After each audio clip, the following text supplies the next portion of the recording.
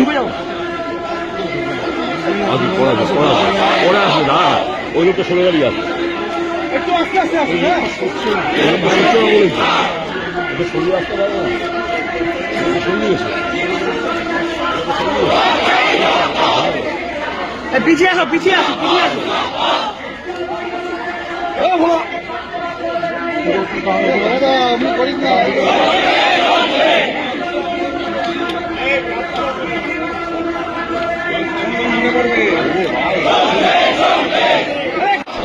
চা খাইও। হ্যাঁ, ও ওইদিকে চলে গেছে, তোমারটা হলো না, যারা যাচ্ছিল সেটা হলো না।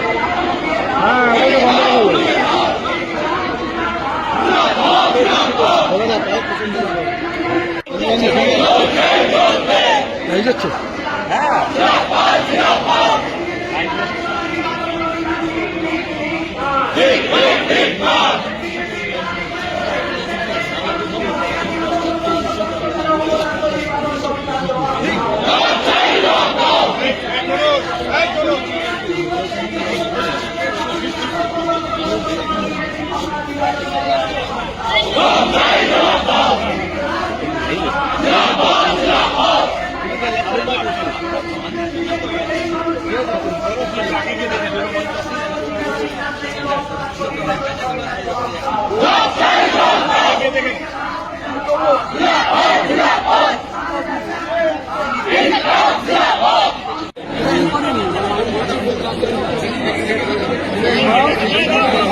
খুলছে, ওটা খুলছে, দাদা দাদা খুলছে, ওটা খুলছে।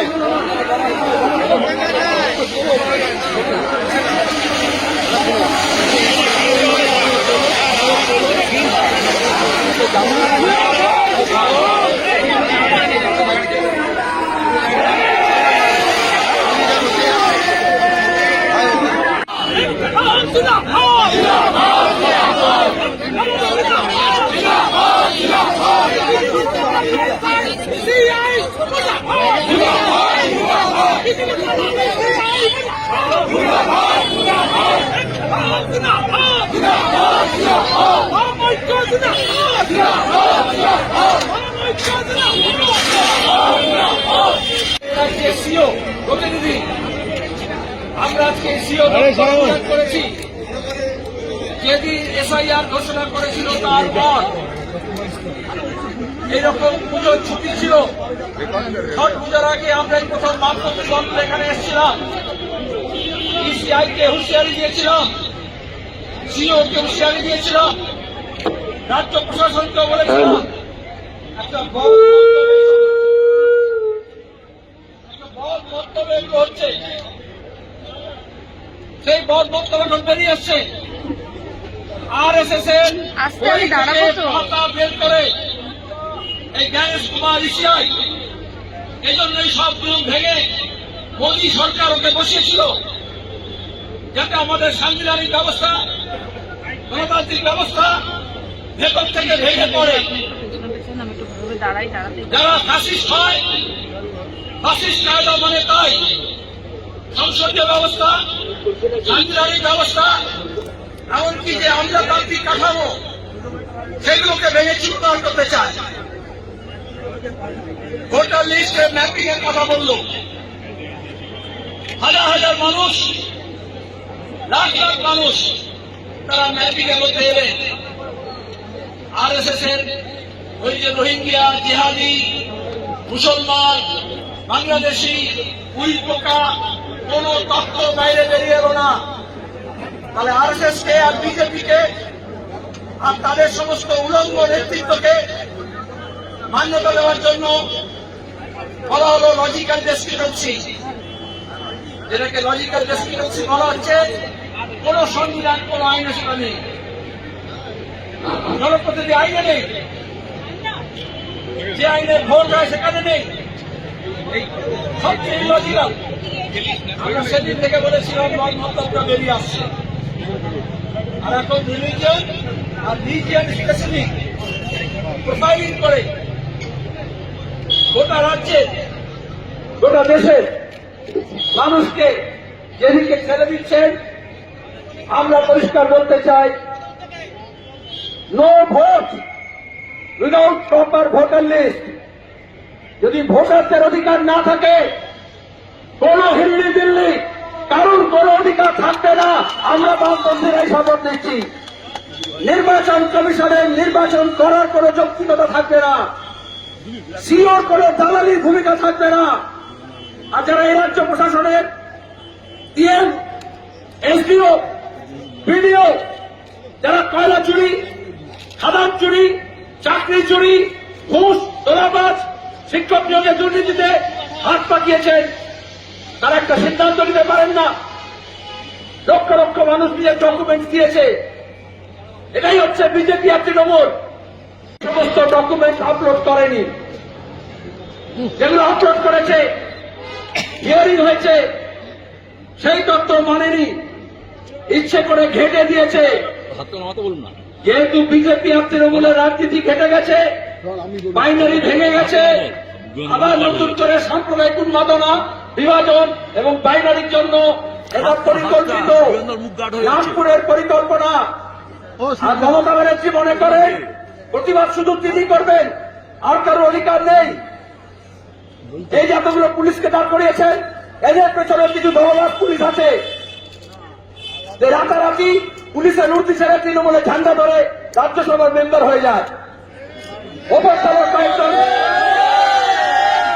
এইরকম ওপরতলার কিছু আইএস আছে, যারা সামনে অফিসার, পেছনে দলদাস, কেউ আইপিএস, কেউ আইএস নামে বিল্ডা লাগিয়েছে, কিন্তু ভেতরে বিজেপি আর তৃণমূলের ব্যাচ পড়ে আছে। পোস্ট রিটায়ারমেন্টে কোথায় যাবে? যে দেশে বিচারপতিরা দেখছি পদ ছাড়ার সঙ্গে সঙ্গে গভর্নর হবে না, লেফটেন্যান্ট গভর্নর হবে, তার জন্য যায়। এটাই স্বৈরতান্ত্রিক প্রবণতা, আর তাকে হাওয়া দিচ্ছে নিচুতলার মানুষ, আদিবাসী, তপশিলি, মতুয়া, উদ্বাস্তু, মহিলা, মুসলমান। পুরো তালিকা আমাদের কাছে আছে, বুথ থেকে, অ্যাসেম্বলি থেকে, জেলা ধরে কিভাবে প্রোফাইলিং করা হয়েছে। এই সংবিধান এটা দেয় না মান্যতা। আর সেই সময় দেখছি শুভেন্দু চিৎকার করছে, আবার ধর্মটা চলবে না। যে সংবিধানের নামে শপথ নিয়েছে, সেই সংবিধানের বিরোধিতা করছে। কেউ ছাড় পাবে না, সব কথা মনে থাকবে, এবং সব কথা এই সমস্ত গন্ডগোলের মূলে যারা আছে তাদেরও গন্ডায় গন্ডায় বুঝে নেওয়ার চেষ্টা করবে। মানুষ কিছুই ক্ষমা করবে না।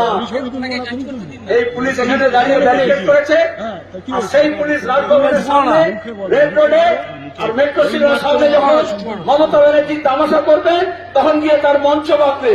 এখানে যেরকম দড়ি বেঁধে ব্যারিকেডকে বেঁধেছে, ওখানে ওইরকম করবে।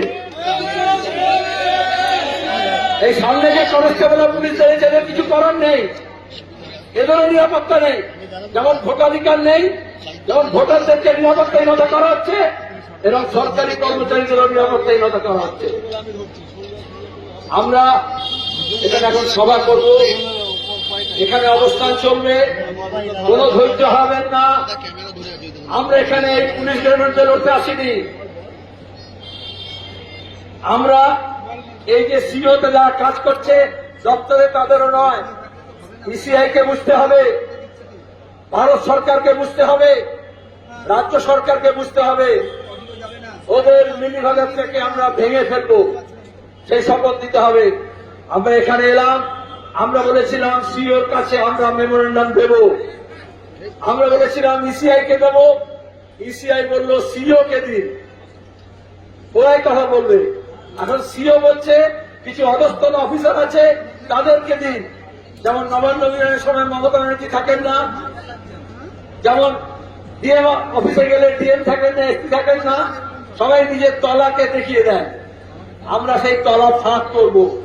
এই জন্য আমরা বলেছি সিও কে এসে আমাদের মেমোরেন্ডাম নিতে হবে।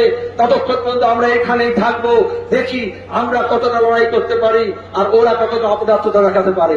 এখন বিমানদা আছেন, বামফ্রন্টের চেয়ারম্যান আছেন, তিনি বাস্তুগুলো বলবেন, তারপর আমাদের একটু সুস্থভাবে এখানে গেড়ে বসে থাকতে হবে, দাবি আদায় করতে হবে।